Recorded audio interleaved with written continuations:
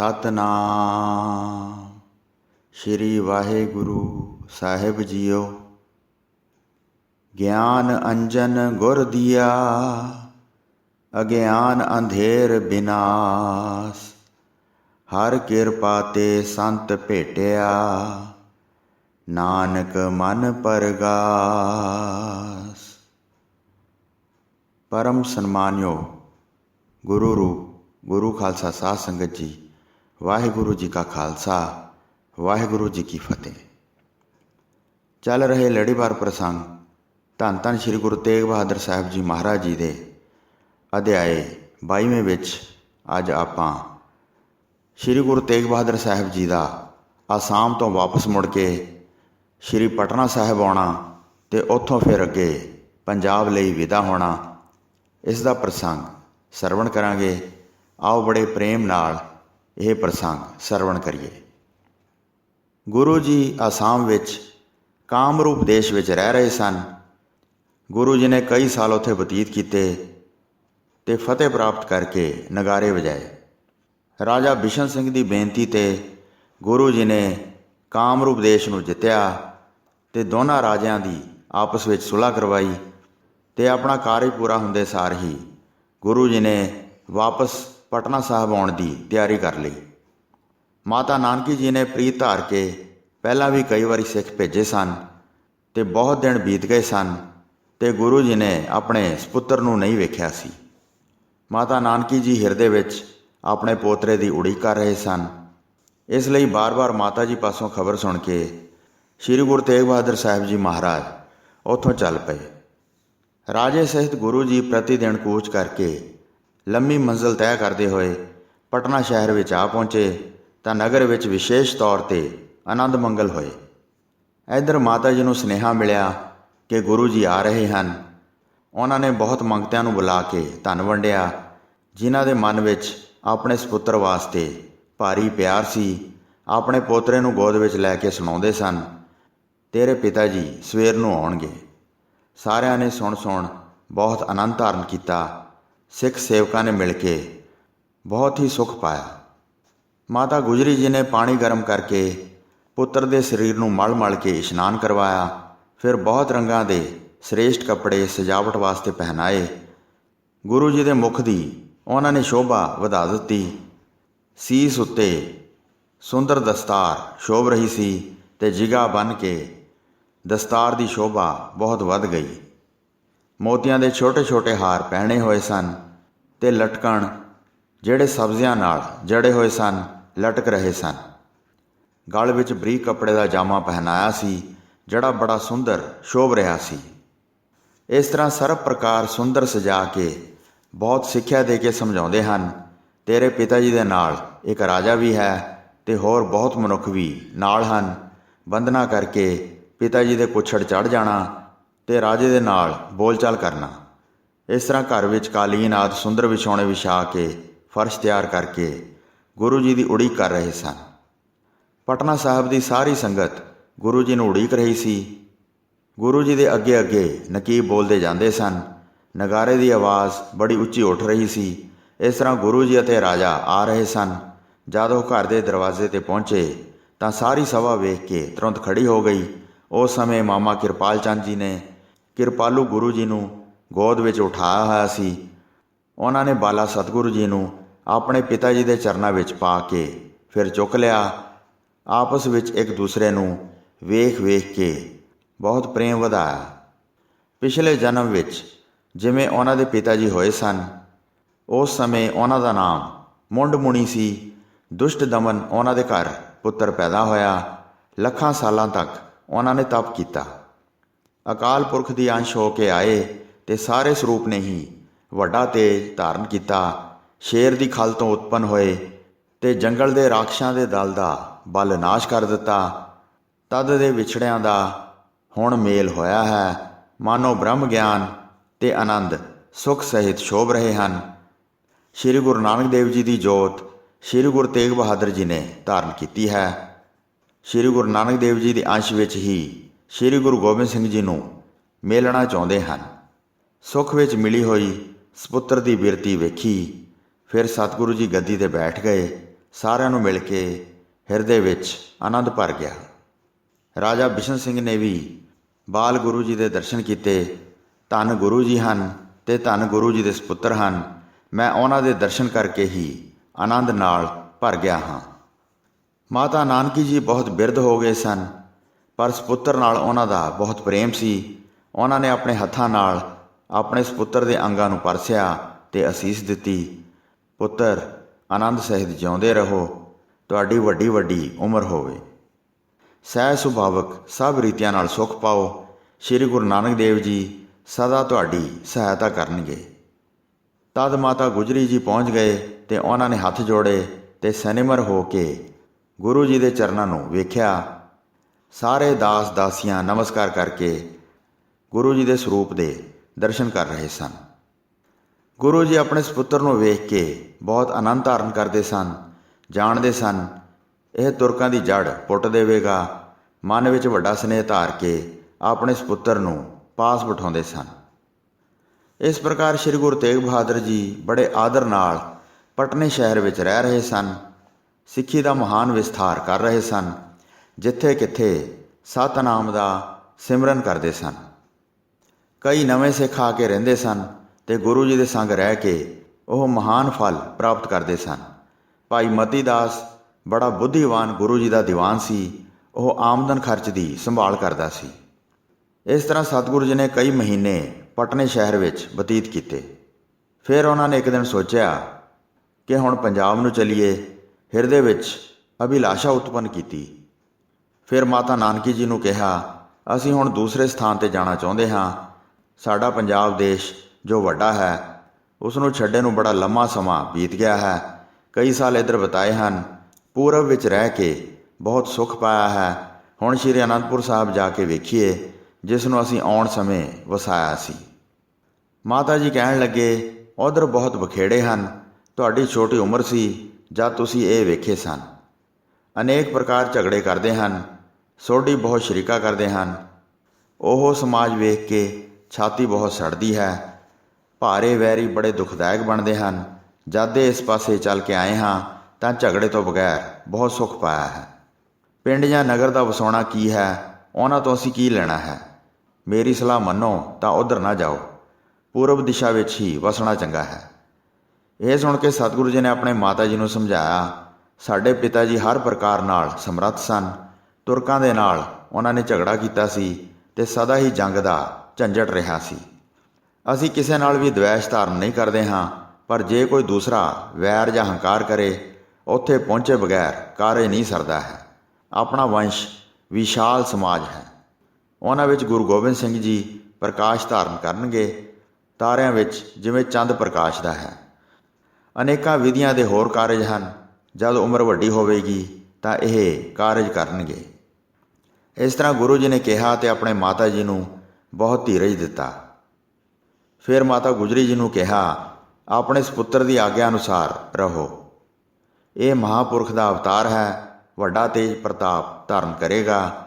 ਕਿਸੇ ਕਾਰਨ ਮੁੱਖ ਵਿੱਚੋਂ ਜੋ ਵੀ ਨਿਕਲੇ ਉਹ ਸਭ ਪੂਰਾ ਹੋਵੇਗਾ ਅਤੇ ਕਿਸੇ ਤਰ੍ਹਾਂ ਵੀ ਟਾਲਿਆ ਨਹੀਂ ਜਾਵੇਗਾ। ਜਿਸ ਤਰ੍ਹਾਂ ਇਹ ਕਹਿਣ ਉਸ ਤਰ੍ਹਾਂ ਹੀ ਤੁਸੀਂ ਮੰਨੋ। ਕਦੀ ਵੀ ਵਿਸ਼ਾਲ ਹੱਠ ਨੂੰ ਧਾਰਨ ਨਾ ਕਰੋ। ਬਹੁਤ ਵੱਡਾ ਪ੍ਰਤਾਪ ਵਧੇਗਾ ਅਤੇ ਬਹੁਤ ਸਾਜ਼ੋ ਸਮਾਨ ਹੋਵੇਗਾ। ਇਹ ਅਨੇਕ ਰੀਤਿਆਂ ਦੇ ਕਾਰਜ ਕਰਨਗੇ। ਬੜੇ ਅਦਬ ਨਾਲ ਪਾਲਣ ਪੋਸ਼ਣ ਕਰੋ ਅਤੇ ਪੁੱਤਰ ਦਾ ਸੁੱਖ ਸਭ ਰੀਤਿਆਂ ਨਾਲ ਵੇਖੋ। ਸਾਡਾ ਮੇਲ ਹੋਵੇਗਾ ਕਿ ਨਹੀਂ, ਕਿਵੇਂ ਵੀ ਭਰੋਸਾ ਨਹੀਂ ਪੈਂਦਾ ਹੈ। ਦੂਰ ਦੇਸ਼ ਹੈ ਅਤੇ ਪੈਂਡਾ ਬਹੁਤ ਲੰਮਾ ਹੈ। ਬੜੇ ਲੰਮੇ ਸਮੇਂ ਵਿੱਚ ਪੂਰਾ ਕਰਾਂਗੇ। ਪੁੱਤਰ ਨੂੰ ਅੰਦਰ ਬਾਹਰ ਸੁਖੀ ਰੱਖੋ। ਦੂਰ ਨਾ ਜਾਣ ਦੇਣਾ ਤਾਂ ਕਿ ਕੋਈ ਤਕਲੀਫ ਨਾ ਹੋਵੇ। ਆਪਣੇ ਵੱਡੇ ਭਾਗ ਜਾਣੋ, ਤੁਹਾਡੇ ਘਰ ਵਿੱਚ ਐਸਾ ਮਹਾਂਪੁਰਖ ਪੈਦਾ ਹੋਇਆ ਹੈ। ਅਨੇਕ ਨਵੀਆਂ ਸਾਜਨਾਵਾਂ ਸਾਜੇਗਾ ਅਤੇ ਬਹੁਤ ਵੈਰੀਆਂ ਨੂੰ ਮਾਰ ਕੇ ਮੁਕਾ ਦੇਵੇਗਾ। ਇਸ ਤਰ੍ਹਾਂ ਦੀਆਂ ਗੱਲਾਂ ਮਾਤਾ ਗੁਜਰੀ ਜੀ ਦੇ ਨਾਲ ਮਾਲਕ ਸਤਿਗੁਰੂ ਜੀ ਨੇ ਕੀਤੀਆਂ। ਸਪੁੱਤਰ ਦੀ ਇੰਨੀ ਵੱਡੀ ਮਹਿਮਾ ਸੁਣੀ ਤਾਂ ਮਾਤਾ ਗੁਜਰੀ ਜੀ ਨੇ ਸੋਚਿਆ, ਪਤੀ ਦੇਵ ਸਦਾ ਹੀ ਸੱਚ ਬੋਲਦੇ ਹਨ। ਇਸ ਤਰ੍ਹਾਂ ਗੱਲਾਂ ਕਰਦੇ ਕਰਦੇ ਸ਼੍ਰੀ ਗੁਰੂ ਗੋਬਿੰਦ ਸਿੰਘ ਰਾਏ ਆਪਣੇ ਪਿਤਾ ਜੀ ਦੇ ਪਾਸ ਆ ਕੇ ਖੜ੍ਹੇ ਹੋ ਗਏ। ਜਦ ਪੰਜਾਬ ਨੂੰ ਜਾਣ ਬਾਰੇ ਸੁਣਿਆ ਤਾਂ ਬਹੁਤ ਆਨੰਦ ਵਧਾ ਕੇ ਬੋਲੇ, ਪਿਤਾ ਜੀ ਚੱਲਣ ਦੀ ਤਿਆਰੀ ਕਰੋ। ਪੰਜਾਬ ਦੇਸ਼ ਇੱਥੋਂ ਬਹੁਤ ਦੂਰ ਹੈ। ਸਾਡੇ ਵੱਡੇ ਵਡੇਰਿਆਂ ਨੇ ਉੱਥੇ ਵਾਸਾ ਕੀਤਾ ਹੈ। ਸੁਣਿਆ ਹੈ ਉੱਥੇ ਹੀ ਵੱਡਿਆਂ ਨੇ ਵੱਡੇ ਸੁੱਖ ਵੇਖੇ ਹਨ। ਸਾਨੂੰ ਹੁਣੇ ਆਪਣੇ ਨਾਲ ਲੈ ਚਲੋ, ਅਸੀਂ ਸਾਰਾ ਦੇਸ਼ ਵੇਖਣਾ ਚਾਹੁੰਦੇ ਹਾਂ। ਆਪਣੇ ਨਗਰ ਵਿੱਚ ਘਰ ਉਸਾਰੇ ਹਨ, ਉੱਥੇ ਸਦਾ ਸੁਖਾਲੇ ਵਸਾਂਗੇ। ਸਾਨੂੰ ਇਸ ਦੇਸ਼ ਵਿੱਚ ਰਹਿਣਾ ਚੰਗਾ ਨਹੀਂ ਲੱਗਦਾ ਹੈ, ਉੱਧਰ ਹੀ ਤੁਹਾਡੇ ਨਾਲ ਜਾਵਾਂਗੇ। ਇਹ ਸੁਣ ਕੇ ਸ੍ਰੀ ਗੁਰੂ ਤੇਗ ਬਹਾਦਰ ਜੀ ਨੇ ਕਿਹਾ, ਅਸੀਂ ਭਲੀ ਪ੍ਰਕਾਰ ਪੂਰਨ ਅਭਿਲਾਸ਼ਾ ਕਰਾਂਗੇ। ਉੱਥੇ ਹੀ ਤੁਹਾਡਾ ਵਸਣਾ ਹੋਵੇਗਾ। ਆਪਣੇ ਪ੍ਰਭਾਵ ਨੂੰ ਉੱਥੇ ਫੈਲਾਓ। ਸਾਰਾ ਸਮਾਜ ਅਤੇ ਵਿਸ਼ਾਲ ਧਨ ਦੌਲਤ ਹੈ ਤੇ ਆਪਣਾ ਭਲੀ ਪ੍ਰਕਾਰ ਪ੍ਰਕਾਸ਼ ਕਰੋ। ਫਿਰ ਵੀ ਸੁਣੋ, ਜਦ ਸ੍ਰੇਸ਼ਟ ਸਮਾਂ ਆਵੇਗਾ ਤਦ ਹੀ ਕਾਰਜ ਕਰਨਾ ਸਭ ਨੂੰ ਚੰਗਾ ਲੱਗਦਾ ਹੈ। ਰਾਹ ਵਿੱਚ ਚੱਲਣ ਦੇ ਬਹੁਤ ਬਿਖੇੜੇ ਹਨ, ਥਕਾਵਟ ਆਦਿ ਨਾਲ ਸਭ ਨੂੰ ਬਹੁਤ ਦੁੱਖ ਹੋਵੇਗਾ। ਖਾਣ ਪੀਣ ਸਮੇਂ ਸਿਰ ਨਹੀਂ ਹੁੰਦਾ ਹੈ। ਨਿਤਾ ਪ੍ਰਤ ਸੂਰਜ ਚੜ੍ਹੇ ਅਥਵਾ ਧੁੱਪੇ ਚੱਲਣਾ ਪੈਂਦਾ ਹੈ। ਛੋਟਾ ਸਰੀਰ ਹਾਲੇ ਇਸ ਲਾਇਕ ਨਹੀਂ ਹੈ। ਬਾਲਕਾਂ ਨਾਲ ਮਿਲ ਕੇ ਤੁਸੀਂ ਖੇਡੋ। ਮਨ ਭਾਉਂਦਾ ਖਾਣ ਪੀਣ ਕਰੋ। ਸਰੀਰ ਵਧਣ ਨਾਲ ਮਹਾਨ ਬਲ ਹੋਵੇਗਾ। ਜਦ ਸਰੀਰ ਸੰਭਾਲ ਲਵੋਗੇ ਤਾਂ ਥਕਾਨ ਨੂੰ ਸਹਾਰ ਸਕੋਗੇ। ਤਦ ਇਸ ਦੇਸ਼ ਤੋਂ ਉਸ ਦੇਸ਼ ਵਿੱਚ ਚੱਲਾਂਗੇ। ਅਸੀਂ ਆਪਣੇ ਨਗਰ ਸ਼੍ਰੀ ਅਨੰਦਪੁਰ ਸਾਹਿਬ ਵਿੱਚ ਜਾਵਾਂਗੇ। ਭਲੀ ਪ੍ਰਕਾਰ ਉਸ ਨੂੰ ਚੰਗੀ ਤਰ੍ਹਾਂ ਵਸਾਵਾਂਗੇ। ਪੱਤਰ ਭੇਜ ਕੇ ਸਾਰਾ ਬਿਰਤਾਂਤ ਲਿਖਾਂਗੇ। ਤਦ ਤੁਸੀਂ ਸਾਡੀ ਸੁੱਖ ਵਾਲੀ ਸਲਾਹ ਨੂੰ ਮੰਨ ਕੇ ਉੱਥੇ ਆਉਣਾ। ਇਹ ਸੁਣ ਕੇ ਬਾਲਾ ਪ੍ਰੀਤਮ ਜੀ ਆਪਣੇ ਪਿਤਾ ਜੀ ਨੂੰ ਕਹਿਣ ਲੱਗੇ, ਅਸੀਂ ਆਪ ਜੀ ਦੀ ਚਿੱਠੀ ਦੀ ਉਡੀਕ ਕਰਦੇ ਰਹਾਂਗੇ। ਛੇਤੀ ਹੀ ਜਾ ਕੇ ਸਾਨੂੰ ਚਿੱਠੀ ਭੇਜਣਾ। ਤਦ ਇਸ ਨਗਰ ਤੋਂ ਚੱਲਣਾ ਚੰਗਾ ਲੱਗੇਗਾ। ਨਹੀਂ ਤਾਂ ਅਸੀਂ ਹੁਣੇ ਹੀ ਤੁਹਾਡੇ ਪਿੱਛੋਂ ਸਭ ਵਿਧੀਆਂ ਨਾਲ ਤਿਆਰੀ ਕਰ ਰੱਖਾਂਗੇ। ਅਸੀਂ ਚਿੱਠੀ ਦਾ ਇੰਤਜ਼ਾਰ ਕੀਤੇ ਬਗੈਰ ਚਲੇ ਆਵਾਂਗੇ। ਚਿੱਤ ਵਿੱਚ ਆਪਣਾ ਦੇਸ਼ ਵੇਖਣਾ ਚਾਹੁੰਦੇ ਹਾਂ। ਤਦ ਵੀ ਤੁਹਾਡਾ ਕਿਹਾ ਮੋੜਿਆ ਨਹੀਂ ਜਾਂਦਾ, ਨਹੀਂ ਤਾਂ ਨਾਲ ਚੱਲਣ ਨੂੰ ਮਨ ਕਰਦਾ ਹੈ। ਇਸ ਤਰ੍ਹਾਂ ਸ੍ਰੀ ਗੁਰੂ ਤੇਗ ਬਹਾਦਰ ਜੀ ਅਤੇ ਸ੍ਰੀ ਗੁਰੂ ਗੋਬਿੰਦ ਸਿੰਘ ਸਾਹਿਬ ਜੀ ਆਪਸ ਵਿੱਚ ਗੱਲਾਂ ਕਰ ਰਹੇ ਸਨ। ਜੋ ਗੱਲਾਂ ਗੁਪਤ ਸਨ ਉਹ ਪ੍ਰਗਟ ਰੂਪ ਵਿੱਚ ਆਪਣੇ ਵਿੱਚ ਕੀਤੀਆਂ। ਫਿਰ ਸੰਗਤ ਨਾਲ ਗੁਰੂ ਜੀ ਨੇ ਉਚਾਰਨ ਕੀਤਾ, ਭਾਰੀ ਸੁੱਖ ਵਾਲੇ ਸਤਨਾਮ ਦਾ ਸਿਮਰਨ ਕਰੋ। ਬਾਲਕ ਗੁਰੂ ਜੀ ਜਦ ਤੱਕ ਤੁਹਾਡੇ ਪਾਸ ਰਹਿਣਗੇ, ਇਹ ਜੋ ਕੁਝ ਵੀ ਮੰਗਣ ਇਹਨਾਂ ਦੀ ਆਸ ਪੂਰੀ ਕਰਨਾ। ਨਿਤਾ ਪ੍ਰਤੀ ਇਹਨਾਂ ਦੇ ਦਰਸ਼ਨ ਕਰਕੇ ਪਵਿੱਤਰ ਹੋਣਾ। ਇਹ ਅਨੇਕ ਰੀਤੀਆਂ ਦੇ ਵਿਘਨਾਂ ਨੂੰ ਦੂਰ ਕਰਨਗੇ। ਇਹਨਾਂ ਦੀ ਕੀਰਤੀ ਕਰਨਾ ਅਤੇ ਸੁਣਨਾ, ਤੁਹਾਡੇ ਸਭ ਪਾਪ ਦੂਰ ਹੋ ਜਾਣਗੇ ਅਤੇ ਹਿਰਦੇ ਵਿੱਚ ਨਾਮ ਵਸਣ ਨਾਲ ਮੁਕਤੀ ਪ੍ਰਾਪਤ ਹੋਏਗੀ।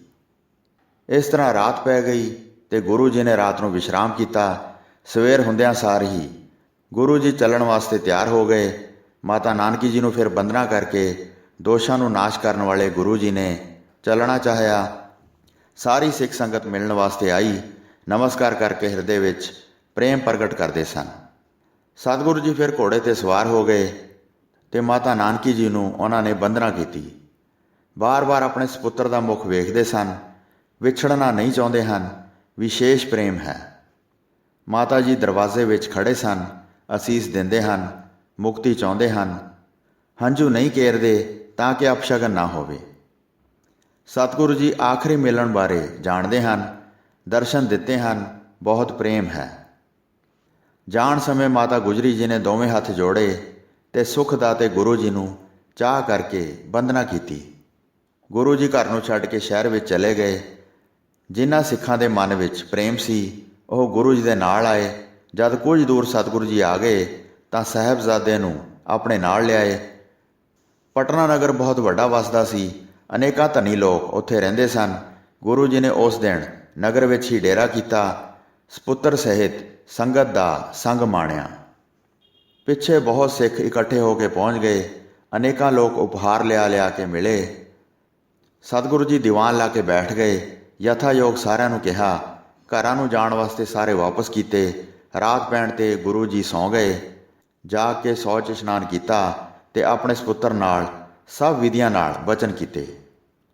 ਆਪਣੇ ਸਪੁੱਤਰ ਨੂੰ ਪਿਆਰ ਕਰਕੇ ਉਹਨਾਂ ਦੇ ਨਾਲ ਇੱਕ ਸੇਵਕ ਨੂੰ ਦਿੱਤਾ। ਤਦ ਘਰ ਨੂੰ ਭੇਜ ਦਿੱਤਾ।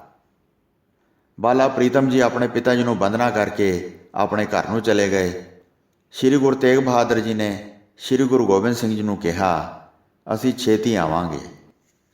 ਮਾਤਾ ਜੀ ਨੂੰ ਜਾ ਕੇ ਰਾਤ ਨੂੰ ਸਾਰਾ ਬਿਰਤਾਂਤ ਸੁਣਾਇਆ ਤੇ ਦਾਦੀ ਸਹਿਤ ਸਾਰਾ ਹਾਲ ਪ੍ਰਗਟ ਕੀਤਾ। ਅਨੇਕ ਵਿਧੀਆਂ ਨਾਲ ਬਚਨ ਬਿਲਾਸ ਕੀਤੇ। ਘਰ ਵਿੱਚ ਬੈਠ ਕੇ ਸਾਰਾ ਕੁਝ ਸੁਣਾਇਆ। ਥੋੜ੍ਹੇ ਦਿਨਾਂ ਵਿੱਚ ਅਸੀਂ ਚਲੇ ਜਾਵਾਂਗੇ, ਜਾ ਕੇ ਪੰਜਾਬ ਦੇਸ਼ ਵਿੱਚ ਰਹਾਂਗੇ। ਇਸ ਤਰ੍ਹਾਂ ਬੜੀ ਚੰਚਲਤਾ ਨਾਲ ਆਪਣੀਆਂ ਦੋਵਾਂ ਮਾਤਾਵਾਂ ਨੂੰ ਮਾਲਕ ਬਾਲਾ ਸਤਿਗੁਰੂ ਜੀ ਨੇ ਕਿਹਾ। ਇੱਧਰ ਸਤਿਗੁਰੂ ਜੀ ਚੱਲ ਪਏ, ਹੌਲੀ ਹੌਲੀ ਮੰਜ਼ਿਲ ਤੈਅ ਕਰਦੇ ਜਾਂਦੇ ਸਨ। ਯਥਾਯੋਗ ਰਾਹ ਵਿੱਚ ਡੇਰਾ ਕਰ ਕਰ ਅੱਗੇ ਚਲੇ ਜਾ ਰਹੇ ਸਨ। ਇਸ ਤਰ੍ਹਾਂ ਚੱਲਦੇ ਚੱਲਦੇ ਰੋਪੜ ਨਗਰ ਨੂੰ ਲੰਘ ਕੇ ਉੱਚੇ ਪਹਾੜ ਚੜ੍ਹ ਕੇ ਸ਼੍ਰੀ ਕੀਰਤਪੁਰ ਸਾਹਿਬ ਪਹੁੰਚ ਗਏ। ਕਈ ਸਿੱਖ ਤੇ ਫਕੀਰ ਵੀ ਗੁਰੂ ਜੀ ਦੇ ਨਾਲ ਸਨ। ਫਿਰ ਸ਼੍ਰੀ ਕੀਰਤਪੁਰ ਸਾਹਿਬ ਵਿੱਚ ਜਾ ਕੇ ਡੇਰਾ ਕੀਤਾ। ਬਾਬਾ ਸੂਰਜਮਲ ਜੀ ਨੇ ਮਿਲ ਕੇ ਬਹੁਤ ਪ੍ਰੇਮ ਕੀਤਾ, ਆਪਸ ਵਿੱਚ ਸੁੱਖ ਸ਼ਾਂਤ ਪੁੱਛੀ। ਫਿਰ ਤੀਰਥਾਂ 'ਤੇ ਜਾਣ ਦੀ ਸਾਰੀ ਕਥਾ ਗੁਰੂ ਜੀ ਨੇ ਸੁਣਾਈ। ਸ਼੍ਰੀ ਗੁਰੂ ਤੇਗ ਬਹਾਦਰ ਜੀ ਰਾਤ ਨੂੰ ਸ਼੍ਰੀ ਕੀਰਤਪੁਰ ਸਾਹਿਬ ਵੀ ਠਹਿਰੇ। ਸ਼੍ਰੀ ਸੂਰਜਮਲ ਜੀ ਨੇ ਬੜੇ ਆਦਰ ਨਾਲ ਸੇਵਾ ਕੀਤੀ, ਆਪਣੇ ਪੋਤਰਿਆਂ ਨੂੰ ਲਿਆ ਕੇ ਮਿਲਾਇਆ। ਗੁਰੂ ਜੀ ਨੇ ਪੁੱਛਿਆ, ਕੀ ਨਾਮ ਰਖਾਏ ਹਨ? ਇੱਕ ਦਾ ਨਾਮ ਗੁਲਾਬ ਰਾਏ ਹੈ, ਸਿਆਮ ਦਾਸ ਦੂਸਰੇ ਦਾ ਸੁੰਦਰ ਨਾਮ ਹੈ। ਸਤਿਗੁਰੂ ਜੀ ਨੇ ਉਹਨਾਂ ਨੂੰ ਗਹਿਣੇ ਦਿੱਤੇ ਤੇ ਪਾਸ ਬਿਠਾ ਕੇ ਬਹੁਤ ਪ੍ਰੇਮ ਕੀਤਾ। ਸਵੇਰ ਹੋਣ 'ਤੇ ਸਾਰਿਆਂ ਨੂੰ ਮਿਲ ਕੇ ਗੁਰੂ ਸਵਾਮੀ ਜੀ ਸ਼੍ਰੀ ਅਨੰਦਪੁਰ ਸਾਹਿਬ ਵੱਲ ਚੱਲ ਪਏ। ਨਗਰ ਵਾਸੀ ਬੜੇ ਆਦਰ ਨਾਲ ਸਤਿਗੁਰੂ ਜੀ ਨੂੰ ਨਗਰ ਵਿੱਚ ਲਿਆਏ ਤੇ ਜਾ ਕੇ ਘਰ ਵਿੱਚ ਪ੍ਰਵੇਸ਼ ਕਰ ਗਏ। ਸ਼੍ਰੀ ਅਨੰਦਪੁਰ ਸਾਹਿਬ ਵਿੱਚ ਬੜਾ ਆਨੰਦ ਛਾ ਗਿਆ। ਸਾਰੇ ਇਸਤਰੀ ਪੁਰਸ਼ਾਂ ਨੇ ਗੁਰੂ ਜੀ ਦੇ ਦਰਸ਼ਨ ਕੀਤੇ। ਗੁਰੂ ਜੀ ਨੇ ਕਈ ਸਾਲ ਉੱਥੇ ਬਤੀਤ ਕੀਤੇ। ਕਿਰਪਾਲੂ ਗੁਰੂ ਜੀ ਆਪਣੇ ਸਪੁੱਤਰ ਨੂੰ ਯਾਦ ਕਰਦੇ ਸਨ। ਆ ਕੇ ਆਪਣੇ ਨਗਰ ਨੂੰ ਸੰਭਾਲੋ, ਅਸੀਂ ਜਿੱਥੇ ਜਾਣਾ ਹੈ ਉੱਥੇ ਜਾਈਏ। ਪੱਤਰਕਾ ਲਿਖ ਕੇ ਸਾਰਾ ਹਾਲ ਲਿਖਿਆ। ਚਿੱਠੀ ਪੜ੍ਹ ਕੇ ਚੱਲ ਪਵੋ ਤੇ ਸਾਰੀਆਂ ਦੇਰੀਆਂ ਨੂੰ ਛੱਡ ਦਿਓ। ਦੇਸ਼ ਪੰਜਾਬ ਵਿੱਚ ਆ ਜਾਓ ਤੇ ਪਹੁੰਚ ਕੇ ਆਪਣਾ ਅਨੰਦਪੁਰ ਸੰਭਾਲੋ। ਚਿੱਠੀ ਲੈ ਕੇ ਸਿੱਖ ਰਾਹ ਚੱਲ ਪਿਆ ਤੇ ਪਟਨੇਪੁਰ ਦਾ ਉਸਨੇ ਨਾਮ ਸੰਭਾਲ ਲਿਆ। ਇਸ ਤਰ੍ਹਾਂ ਸਤਿਗੁਰੂ ਜੀ ਰਹਿ ਕੇ ਆਪਣੇ ਸੇਵਕਾਂ ਦਾ ਉਧਾਰ ਕਰਦੇ ਸਨ। ਸੋ ਸਾਧ ਸੰਗਤ ਜੀ, ਇੱਥੇ ਇਹ ਪ੍ਰਸੰਗ ਸਮਾਪਤ ਹੁੰਦਾ ਹੈ ਜੀ। ਪ੍ਰਸੰਗ ਸੁਣਾਉਂਦੇ ਹੋਈਆਂ ਅਨੇਕ ਭੁੱਲਾਂ ਚੁੱਕਾਂ ਦੀ ਖਿਮਾ ਬਖਸ਼ਣੀ ਜੀ। ਦਾਸ ਨੂੰ ਆਗਿਆ ਦਿਓ। ਵਾਹਿਗੁਰੂ ਜੀ ਕਾ ਖਾਲਸਾ, ਵਾਹਿਗੁਰੂ ਜੀ ਕੀ ਫਤਿਹ।